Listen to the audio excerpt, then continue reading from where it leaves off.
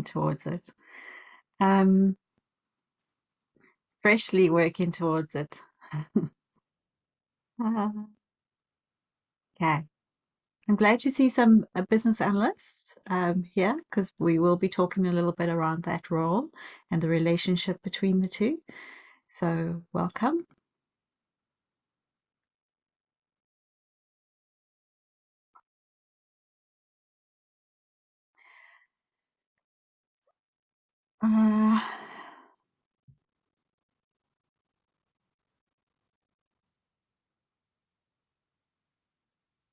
Okay, so I know everyone is still entering into the room. So while we give it a couple of minutes for everyone to get in, um, I just want to say thank you for joining me today. The session will be recorded, and so you will have a copy to look at. It usually takes us a day or so just to get all the trimming and the processing and all of that done. So please don't expect it immediately. I am going to keep it pretty light today. So the role of a business architect it can be considered a little bit complex because a lot of people, just like what they do with business analysts, they like to say, well, what does the person do? So the role of a business architect, we'll be looking at, what does it look like in a practical sense? And we'll go into some of those definitions and how they might work. I do want you to please feel free to ask questions, put your hands up, or ask a comment. It's quite hard as I'm going through the presentation to answer everybody's question, but there should be time after our session to have some FAQs going further. So let's start. All right, so role of business architect, and we're going to look at it in terms of digital transformation. And I think that's important because, well, I call it digital enhancement because I think we're past the stage of digital transformation. We use digital tools every day, all day, but we're not necessarily using them optimally. So the difference between good and bad architecture is the time that you spend on it. And for those who've been in my program know that I like to do quotes at the beginning of each chapter to set the standard. And the reason why I'm using this for the role is because when you look at structuring a good architecture in your organization, good things come out of that. To start the day, we're doing a little bit of a fun short video. Which reminds me, I just need to change the setting quickly. Give me 1 minute.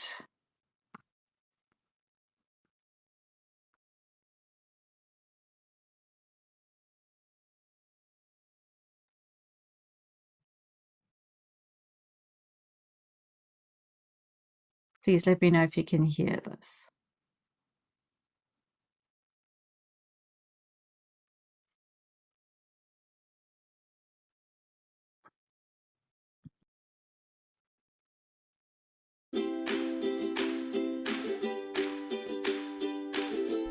Hi, I'm the director of an Army lab, a building block in the Army system. We serve the American warfighter.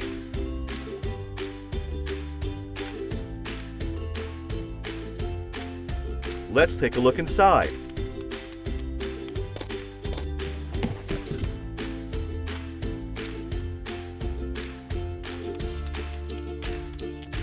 How's budgeting going, Bill? Okay, I think I have all the building blocks I need. Cool, see ya. Bye.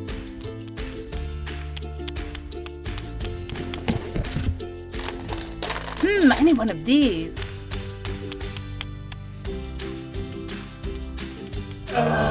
Time to do some budgeting and resource planning.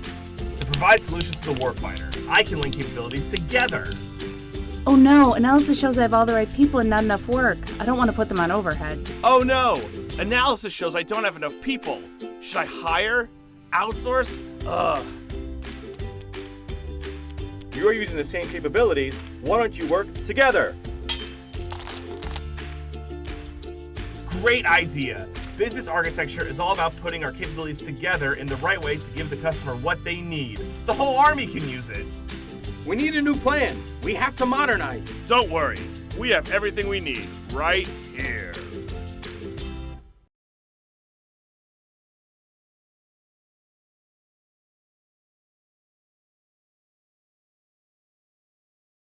Can't say that's the best video I've ever seen, but I thought it was cute enough. So we're going to be talking about first what is the basics of business architecture and what does that look like in terms of the role.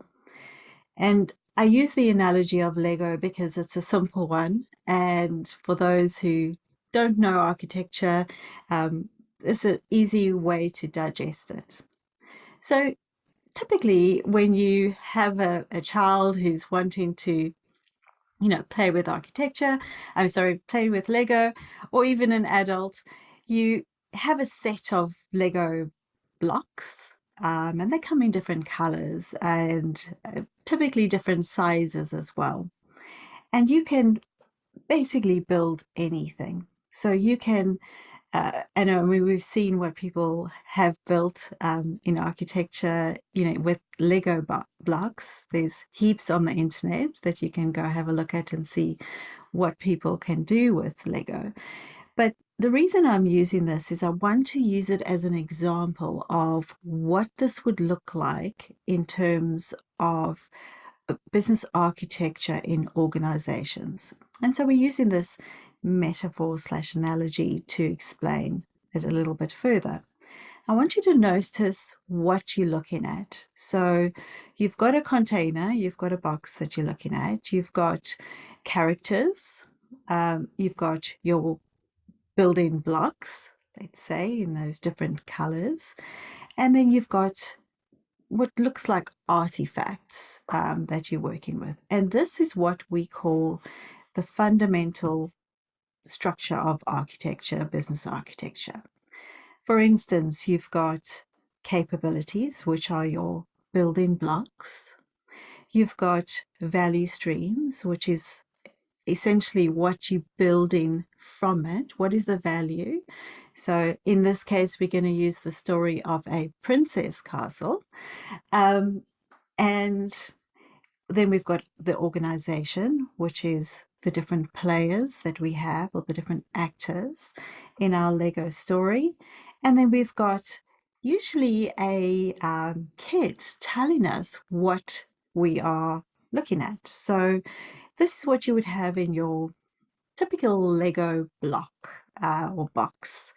And in architecture, we talk about the 4 key areas where we've got capabilities, value streams, organization, and information.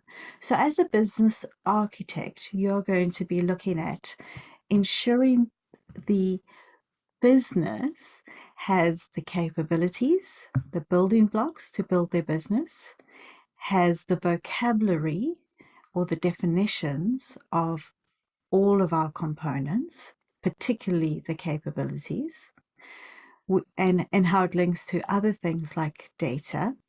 We're also going to look at value streams. So what are we creating as a business? BizBock. Did I say BizBock? Yeah, it should be. And then we're looking here at the the characters, which is our organization. Now, in architecture, we don't talk about hierarchies in the traditional sense, like who's working within an organization. We talk about an organization in terms of all the extended components, our project teams, looking at our business, vendors, etc. Those are all part of our business unit. And yes, I'm discussing BizBock. So what is the first block that we're looking at? And the first block will be your business architecture capability, which is capabilities. And capabilities, in simple terms, is if you were building a house or your Lego block, you're going to need a set of blocks to work with to build this. So capabilities are the building blocks of our organization. And what you do with capabilities is you would say, let's say yellow is our finance capability, and all the yellows are about our finance. And we have a high level, which is all the yellows stacked together. And as we filter down and decompose the yellow blocks, we go into a little bit more detail around what each of those are doing. And so you could take all of those colors and link them to the different functions and build your business around that. And for those who haven't worked with capabilities before, it can seem like a little bit of a crazy concept. But think of it in terms of if you were wanting to bake a cake, you need some fundamental components to bake that cake. And so those are what we would call business capabilities. Now, business capabilities are stable in terms of they don't change much. What we do as a business doesn't change much from a capability point of view. So, in other words, if we are a company that offers, catering, we still offer catering, and that doesn't necessarily change even if your recipes are adjusted and change over time. Fundamentally, you're still, what you're doing doesn't change. Then, and why I'm telling you this is because what a business architect needs to do is needs to understand what capabilities are. And that's probably the first and most fundamental part of understanding how you can be a business architect. Next, we look at what we call value streams. So value streams are very specific to business architecture. There are other types of value streams, so just not to confuse the two. But value streams are, what are we building with all these Lego blocks that we have? What are we creating? And so let's use the story of, the stakeholder, a little princess wants to be able to build a princess house. And to be able to build this princess house, we're going to have all of these different capabilities that will help put it all together, put the pieces together. Then we'll look at our organization. And as I mentioned, we don't look at the organization as a hierarchical structure based on your job title. We look at the organization as a living being almost, where we've got business units and vendors and multiple people that are part of the organization in the business architectural sense. So, for instance, if you are FedEx, you still need to work with vendors like it could be Amazon to help with that delivering your capability, which is to deliver products to your customers. So knowing who are the characters, who are the players in our organization really matters. And then the fourth element of our core business architecture, and they are other ones too, but the core business architecture is that we can define what it is that we have and build and what we're building. And so the vocabulary that our business architecture uses. And a simple way to explain this is if you were building a princess castle and said you need a purple block, you wouldn't want to get a yellow block. So you need to understand what is termed a purple block. And in business, when we say we want to have, let's say we want to send out a particular message to a customer, how we define a message needs to be very specific. And so when we talk about the capabilities, we are quite specific about these capabilities and what they mean. So these are the core things that we do in business architecture, and this is a very high level view. So as a business architect, you're going to be focusing on understanding the primary, what we call blueprints of the organization. So the core capabilities, information concepts, value streams, and organization. Now, I want to go into a little bit of what do we experience in real life? Now, having come from a project background and understand business analysis pretty well, and then looking at business architecture, for those who've worked in business architecture, it's hard to kind of go back in your thinking. But what happens in projects a lot is that we end up, every organization or business unit ends up building their own princess castles, and somehow our projects aren't quite fitting the bill. But now we've got 7 princesses, and they could all share the castle, but now we've got 7 castles. And so what's been happening in a lot of organizations is, let's say you want to do digital transformation and you go, oh, we need to have a particular function, let's say in our CRM system, that will allow us to perform certain tasks. And traditionally, finance has always, managed that system. But it's not only finance who's using those particular tools. It's also, it's also other groups. So it could be marketing, it could be sales, it could be product development. And so what has been happening in organizations when you do digital transformation, you are trying to fit digital solutions into what are effectively silos. And each one builds their own processes, each one builds their own ways of doing things. And when you try then optimize your business, it becomes difficult. So with business architecture, what it should ideally look like is this, where you know exactly what pieces you're working with, what building blocks, you understand where the players fit in and which areas. So even though they can walk around, there's even areas that they can look at. And by the way, there is acknowledgement here to jangbricks.com. He does all of these amazing, large worlds using Lego. We're also looking at, so we spoke about our 4 pillars. We're looking at organization. We need to understand some of the information behind this. So how big did we make this? Where does it go? What are the attributes? And we look at ensuring that all of the parts are working well together. So if you look at the previous picture, you work in organizations, you're trying to do digital transformation, and everybody wants their own princess castle.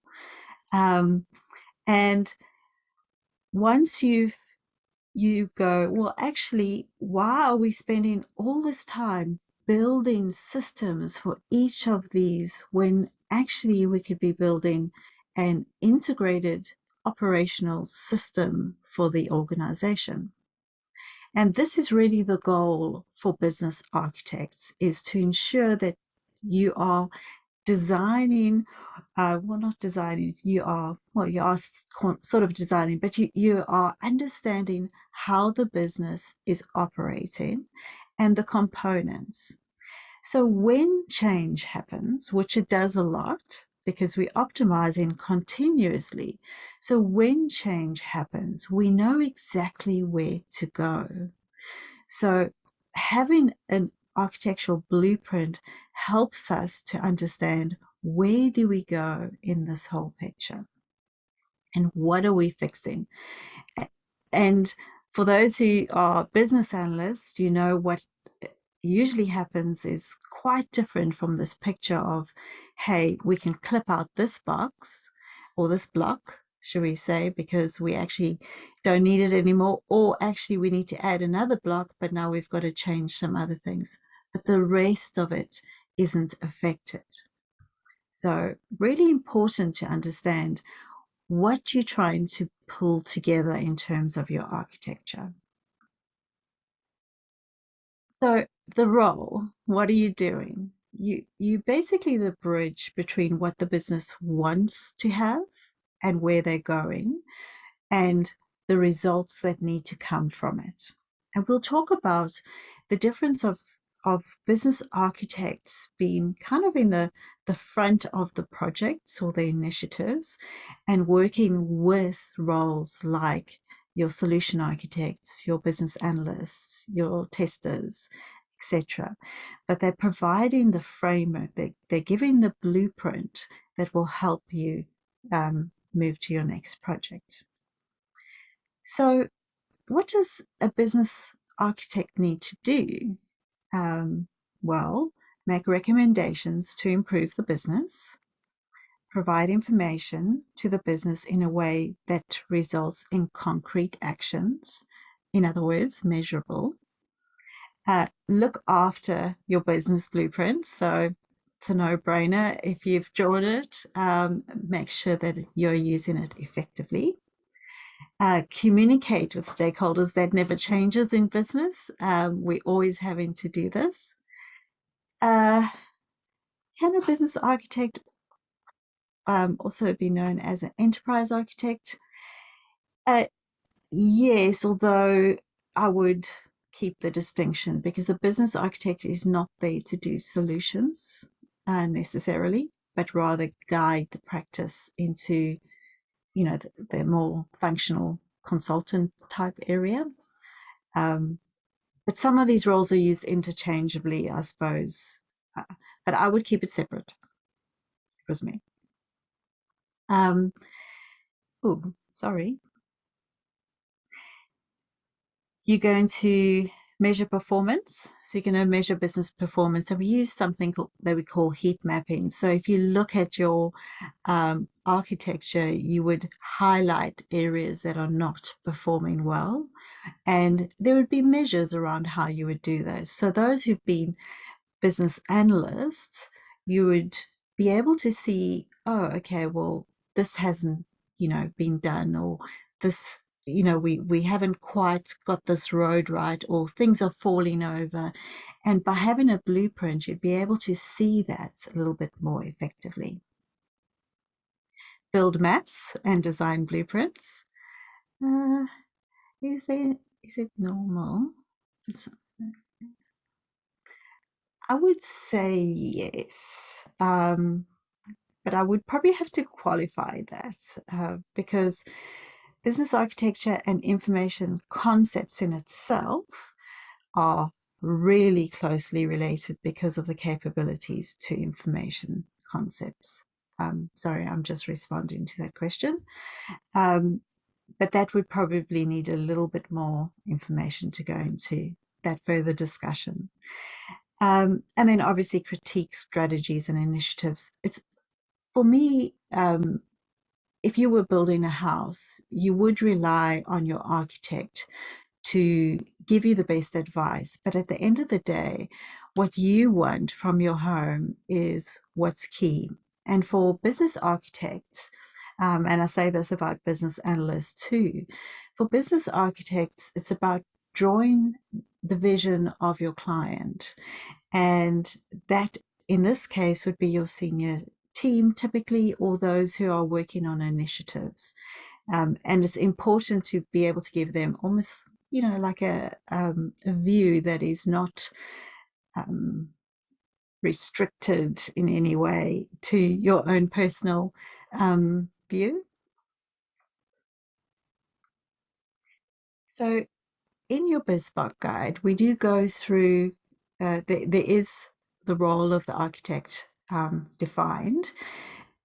And typically it would be, you're looking at analytics, so you want to understand the differences between the, what's happening in the organization, drill down into the depth of the given concept. You want to have some institution building professional knowledge so that you can really lead in terms of providing some good insight.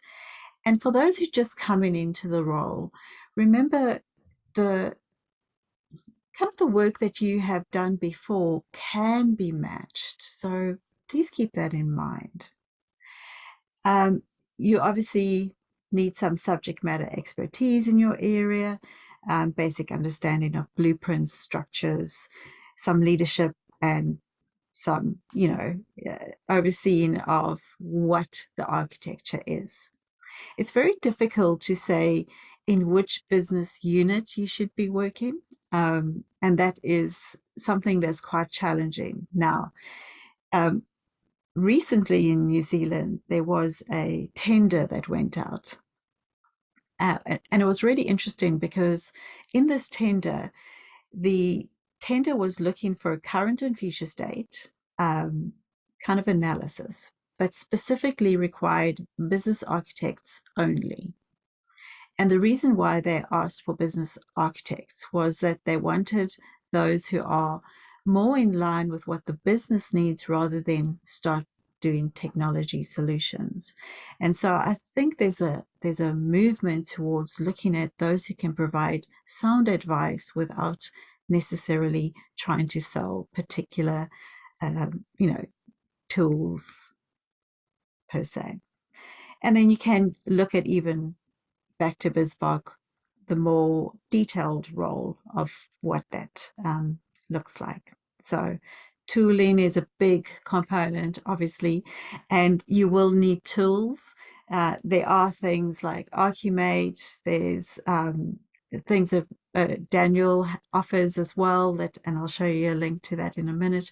There's lots of tooling companies that offer tools, but the first thing for every business architect is to understand what architecture is, and then find the tools that work best for you. So just some statistics, and they're reasonably old now because I haven't found anyone who's done any of this recently, but prior to your business architecture role, what did you do? So 60% were business analysts, and from there on. Now, I think, and the question came earlier around enterprise architect, I think that a lot of, thanks, Sandra, I'll read that in a minute. I think that a lot of the enterprise architects are moving more into the business strategic layer than into the technical layers that you often have. So let's see what you're saying here. Business architecture is different from enterprise, whereas business architecture is indifferent to the technologies used. Yes, to support the operating model versus the enterprise, focusing on the technology layer.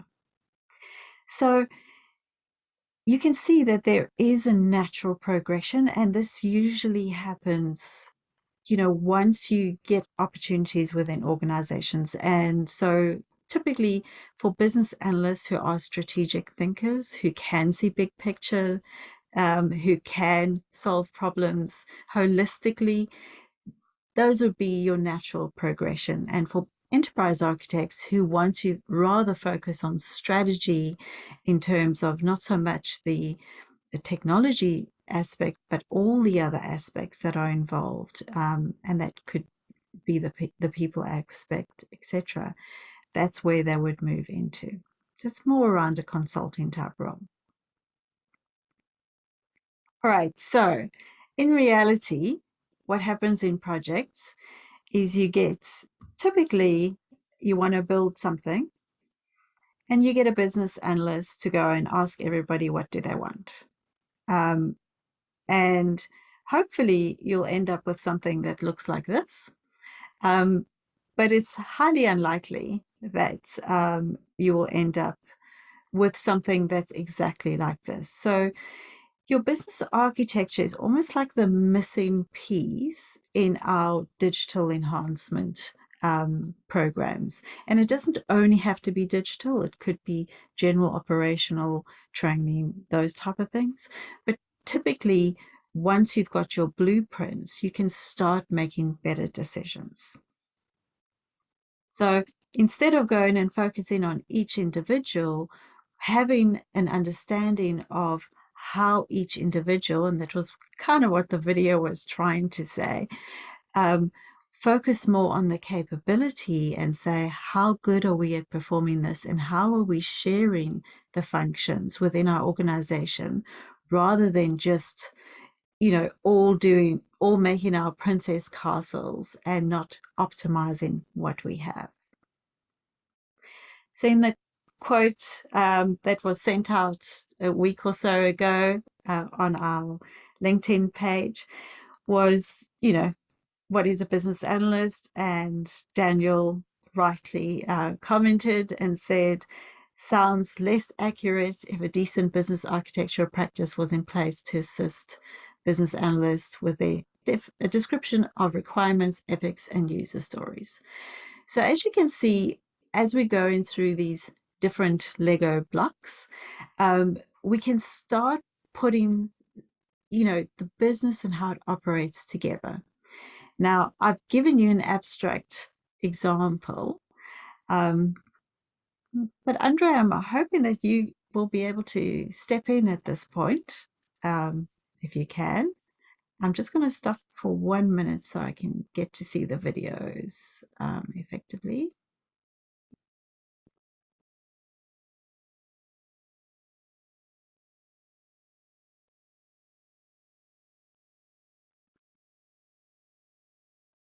He doesn't really like the limelight, so unfortunately. All right, I'm going to share the screen again.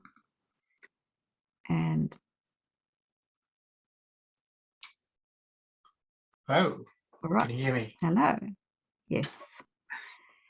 All right. So I would like, so in a real situation, architecture, a lot of people think, oh, well, we've got all these pictures. It's fantastic. But now what?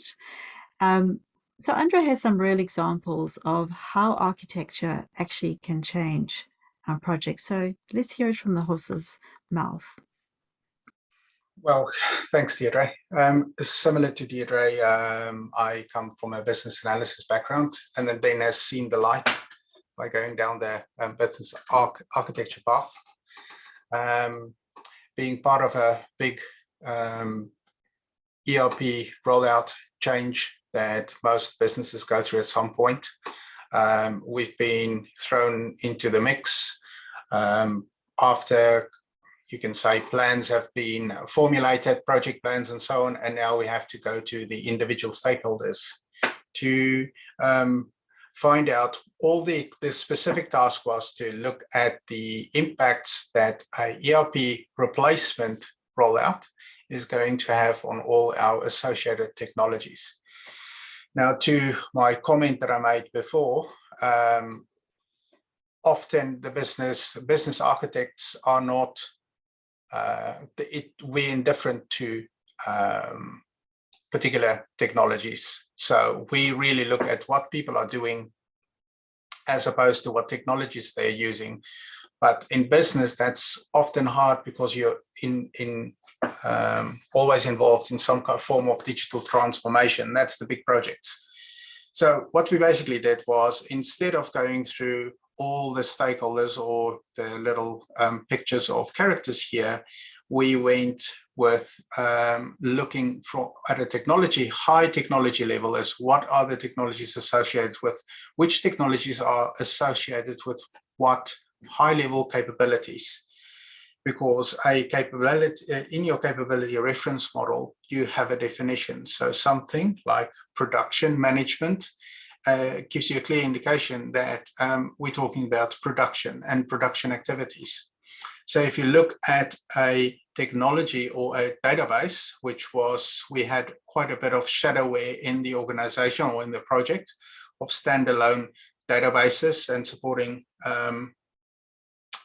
Excel documents, like a lot of organizations do. We don't really talk about the glue, but we're aware of it. We think everything is perfect on the surface. We had to delve deeper and look at what is keeping the organization going. Now, these are often manual processes that's not really in a technology map, because there's no specific technology unless it's explicitly built for that purpose. So by linking the databases to the capabilities, supporting capabilities. And knowing that we're rolling our future state ERP does not have the capability of doing production planning, we were able to eliminate a big part of our stakeholders that we would have been engaged with by, or that we would have had to interview, therefore wasting time to see what the impacts would have been. In other words, we went, this is not, or this is a production database or production planning database, so therefore we can exclude it from the program at a high level, and therefore not waste time engaging with those stakeholders at this point in time. Where we weren't sure whether there would be some kind of information or data impacts, we mark these with a little asterisk to go back to them to make sure that we can exclude them. By doing this, we were able to work through a high-level plan of where we eliminated about a quarter of the potential databases, and we were able to provide a high-level plan and also do an impact analysis on the amount of resources we would need to elicit all the requirements from a potential impact of these technologies, because the technologies had a specific set of users. Because it had a specific set of users, we could elicit who the stakeholders were, who's the subject matter experts, and therefore very quickly we had a really good list of stakeholders to engage with. It also meant that we could link the same person by way of the roles they played in these technologies or capabilities to particular elements of the project plan, and we can ask the same person the multiple questions that we needed depending on the context of that, the relationship between the technology and the potential capability impact. So it's a whole lot of words here, and I don't have a visual like Deirdre to show this, but it effectively meant that we kind of converted our capabilities into high-level user stories and say, as the production manager, I need to be able to do this, this, and this. And because production is not part of our ERP rollout, therefore we don't need to speak to the production manager, who is John, and John is involved in the following 10 processes. And therefore we saved quite a bit of time. So to the previous quote from Daniel, where he said, if we had a future state, we could easily map or align these with our epics and our requirements, because there's an explicit hierarchy there. If you use that agile approach that Daniel is implying, you could go, this falls into a particular epic, and therefore that epic is not part of our project, and therefore we can exclude that from a elicitation process that takes, or requirements elicitation process that takes quite a bit of time. So we almost had a structure to group these requirements as we elicited these to a project plan as well. Hope that makes sense. All right. So in summary, I'll just say that, you highlighted by having an architecture, even though it was kind of pulling together what you had in the organization, you could reduce the amount of time to do all of the requirements from an average of 4 months to 6 days. So as you can see, there's a lot of value in your requirements and how you can, a lot of value in your architecture as a key area to ensure that you are getting the best value. Does somebody have their hand up? I don't know if I'm seeing everybody, but no.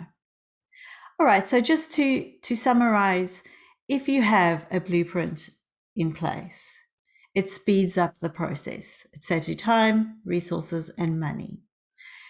Question for business architects is, do I need to be a tech guy? The answer is no. Do you need to understand how technology works? Yes. So you can't be ignorant to the fact that there's certain types of technology, but you're not expected to be a programmer or somebody that has worked in technology for a long time. So just understand that in terms of your roles. And then just in summary, what are the architectural practices that you'll be looking at? So everything you do is going to be about the business. You're going to be designing for the business. Everything is going to be based on the scope of the business. So it's not limited to technology. It could be beyond technology. The way you decide to do it is up to you. There are some key guidelines and key principles of how we design as architects, but you know, whether you're going to do one before the other is really up to you. It is iterative, in other words, as things change in our blueprints, we respond accordingly. It's reusable. So as you can see, once you've built that Lego house, you can pop up things out of it. You can reuse it elsewhere, or you can show the next round in the next location. And it's not about deliverables. And this is where it's so important to understand that architects are here to design a great house. We're not there to make sure that the project is necessarily delivered on time and in budget. That usually falls within your project scope role, but you are there to provide the insight to that particular organization and to the initiative that you're working on. So, in summary, business architecture is an exciting field to explore, and anyone who has some level, like I said, systems thinker, someone who understands the basics of how things work and can see the big picture, can start stepping into doing a similar type role. And help with this digital change and digital enhancement that's going on around the world. So that's in a nutshell what we've spoken about today. I'm hoping there are some questions. Does it make sense? Do you feel like you've covered everything? Back one slide. Yes, I can. This one.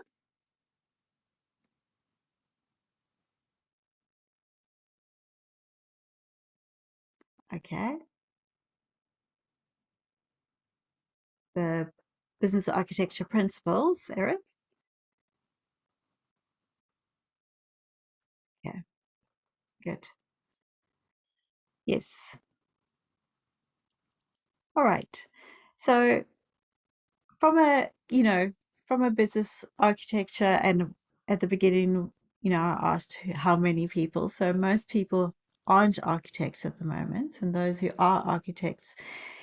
So I think there were a couple of them. Would any of you who are architects like to provide any advice to those who wanting to get into the architecture role?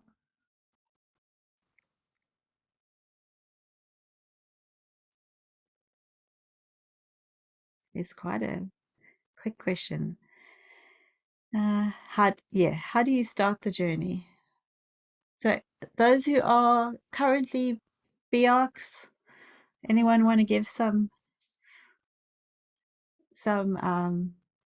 ideas? Okay, in terms of your journey, so while I wait for someone, thanks, Sandra. You gonna give some ideas? Oh, well, I was just your backup here. Well, the journey is a little bit broad, Omar. I started my journey as a business analyst, and as I've said to Deirdre, I wasn't really heard during projects. There's always this, we keep on remodeling the current state. Every time you go into a project, we basically redo exactly the same work we've done before, just from a different perspective. And what was lacking is seeing the big picture. So I started on the journey as a certified business analyst. I went through some reading, some training, some exposure into becoming a business architect. And there's so many opinions around this. The best way of doing it for me was to actually get certified, because that way I could test my knowledge. Getting business architecture adopted in the business is harder than what the guild makes you believe it is. There's a lot of egos in the business, especially from my experience, where they feel the word business architect would potentially impact on the role that your senior management is taking. So the approach is to slowly but surely start to organize things in the way that the business operates, i.e. use your reference models. And then as a business analyst, I just continue to work from a business architectural perspective. And therefore, I wasn't necessarily reinventing the wheel all the time, because I already started modeling my business blueprint. Or to Deirdre's examples, is I had a kind of rough drawn plan of what the city looks like. And then when we worked on a particular project, which would have been an individual princess castle, I would document that as part of the overall map, and then just reuse. That's the beauty of business architecture. As soon as you start to identify processes, case management, people, the roles of people and so on, and align them with your individual capabilities, you can reuse that over and over. So that's my journey. And as when you start showing the value in your work, then you start to actually build a little bit of a reputation that you're getting things done faster. It's because you're using business architecture. It's not necessarily because you're working faster. It's just because you're not redoing the same work every time you touch a project or you start a project, because you've already identified where that information sits, what capability is involved. So I hope that gives you a bit of insight. Yeah, thank you. So here's another question. To what level of detail should blueprints go to? All right, so in Andre's example, they went very high level, and it really does depend on the size of the organization, I think. So if you're trying to make decisions quickly, you need to have at least a top layer, and I would say go down to layer 3. And then you can always choose one of those, kind of, I'm talking capabilities now, one of those capabilities to go down into a deeper level. Key to define hands off between, all right, so to give it to the executive team, you want to keep it as simple, but as, I suppose as simple, but also as compelling as you could possibly do, because you want them to see what's going to happen if they go down this particular path. So in Andre's story, they eventually decided against a particular solution because of the work that was done there. Are there any specific certifications? Yes, we do that certification. We're not here to sell it to anyone, but it's done by the guild, so the business architecture. You can get a CBA, certified business analyst. So there are a couple of people around here. Let me just make sure I've answered all these other questions. Sorry, Deirdre, you said certified business analyst. It's certified business architect. Architect, sorry. Yes, certified business architect is offered through the Business Architectural Guild, and we are a training provider with them. So is one, who takes responsibility in building the target operational model? Really, this does, you need to work with, the business who's running the operations. Remember, architects are here to help with your designs and your blueprints, but not necessarily to come up with it. So you have to work in conjunction with those teams that you are working in. But actually, to that question, sorry, Deirdre, I'm interjecting now. I feel like I'm sabotaging this to some extent. If there's both a business architect and a business enterprise role within your organization, the target operating model will be developed by the enterprise architect based on your business blueprint. So it's an enterprise architectural role that provides a target operating model, because that's from a technology perspective. You just missed Lisa's question before that.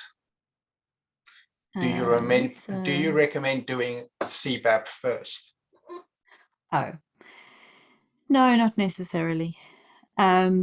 So again, there's different ways in which you could do your learning. I think that business analysts, and let me not use the words interchangeably, business analysts are very important in projects. And if you like to get your hands dirty and want to be in the grit of it, then focus on building your skills, your analytical skills first. But if you're curious around the strategic outlines and the models, then go with that first, because although they're related, they are separate as well. So there's no first and then second, is what I'm saying here.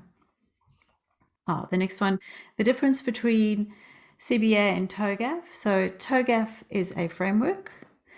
CBA focuses more on the profession of business architects, and therefore looks at it from a more architectural perspective across any industry, whereas your TOGAF, uses business architecture as one of its frameworks, one of its, its framework to work in. Whereas CBA does not prescribe a framework. It talks about the profession and what you should be able to do.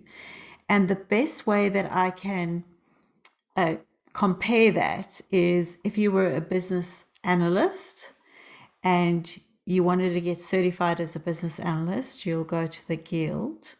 You'll go to the IABA. But if you want to do agile, it doesn't make you a different, it doesn't necessarily make you a BA. It just means you've learned a framework. And I think that's the difference between your business, your guild training, which is like your IABA training, versus your TOGAF. I chose to go with your CBA training purely because I saw it as I could work in any industry. Next one, in the BARC role, is it mandatory to include case management perspective? We include that as part of your things that you do. So case management does work with business architecture, and in fact it's in one of the chapters that we do teach. And so yes, you can work interoperably with various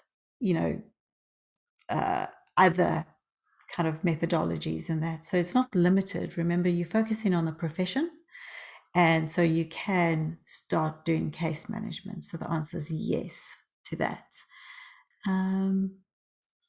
What are the circumstances where you need to have case management realized, value stream stages and capabilities? Oh, well, I suppose it depends on the business you're in, but case management is really good because when you've got capabilities and value streams, you can actually decide what are entry and exit criteria seamlessly, which is, great, because case management is all about responding to a particular case in a particular way, but still having certain standards.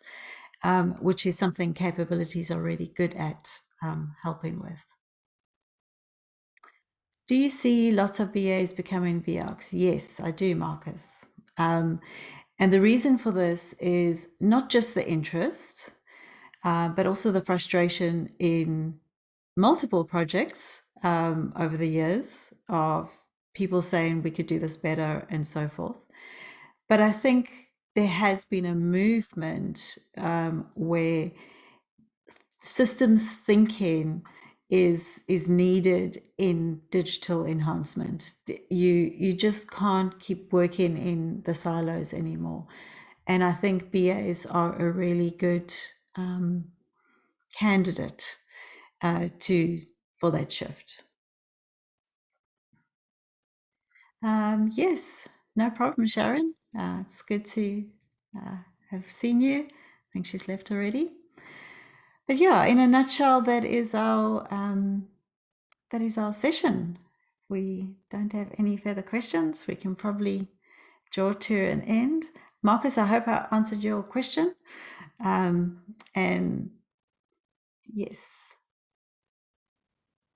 good. All right. Okay, so thank you, everybody. I appreciate those who've been here late at night, and I've seen a lot of familiar faces. So good to have you there. Let me turn this